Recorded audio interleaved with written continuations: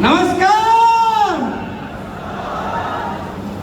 मित्रांनो, माझं नाव सोमनाथ कापसे, गाव विरमगाव, तालुका फुलंब्री आणि जिल्हा छत्रपती संभाजीनगर.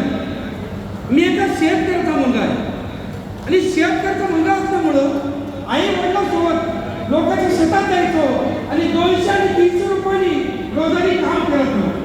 आणि तेव्हा आईला बोलत होतो, अगं आई, हे सगळं काम तू करतेस ना, आम्हाला का करायला होती? तर आई बोलायची, अरे बाबा, तुझे आजोबा, तुझे पंजोबा हे गरीब होते रे आणि आम्ही पण गरीब आहे. पण आईला तेव्हा बोललो मी, का ग आई, श्रीमंत होण्यासाठी काय करावं लागेल? तर आई एकच बोलली, अरे राजा, श्रीमंत लोक श्रीमंत होत्या, पण गरीबाला श्रीमंत होऊ देत नाही. पण आज सोमनाथ कापसे श्रीमंत झाला. मित्रांनो, ही ताकद मायलेटची.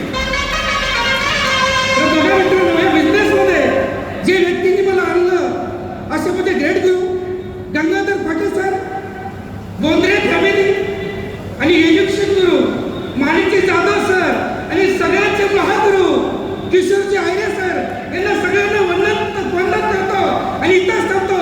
जय हिंद, जय महाराष्ट्र.